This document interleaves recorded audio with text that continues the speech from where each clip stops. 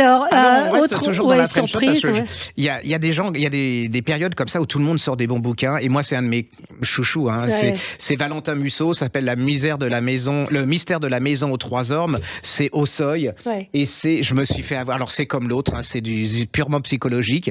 Et une fois que vous êtes, alors l'histoire au début, elle est très très très classique. Hein. C'est une histoire de chambre close.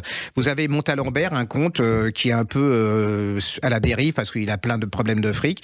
Il réunit dans un même espace, dans une vieille maison, dans un vieux manoir, 4 personnes. Plus un policier qui est à la retraite. Alors le policier a un sommet il est du 36. Hein, vraiment, c'est incroyable et tout. Et il dit au policier, j'ai reçu des lettres de menaces, est-ce que vous pouvez me protéger ou essayer de voir venir. Alors, je vais pas voilà. Alors, la première partie, hyper classique, hein, Agatha Christie. Et tous les 4 personnages ont des secrets. Mais vous êtes pris, hein, c'est vraiment, voilà, vous êtes dedans, vous vous lâchez pas. Et là, ça va basculer. Et il y a 2 autres parties qui correspondent à... C'est autre chose.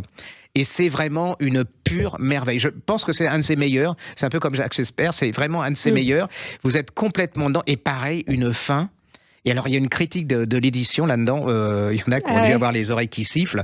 C'est vraiment... Et puis, la fin et les personnages du début sont pas... Enfin, voilà, parce qu'on m'insulte à chaque fois parce que je dis je spoil comme ils disent. Non, maintenant vous avez fait des progrès. Vous dites-moi. Là, voilà. Allez-y avec ces 2 bouquins-là, vous allez passer 2 moments exceptionnels avec cette French Touch qui fait que le polar français, pour moi, est une des meilleures littératures qui existent actuellement. Une vraie particularité.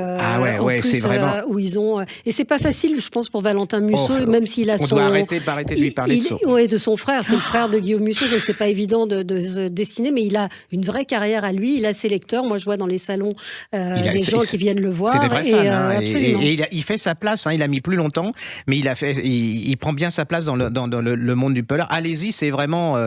Bon, je voudrais dire aussi aux gens qui m'envoient des mails que ça serait bien que je finisse mes phrases, mais ça sera toujours comme ça. Ce sera et toujours à mon comme avis, ça. Voilà. Ça fait 30 ans qu'on se connaît, ça fait 30 ans que c'est comme ça. Voilà.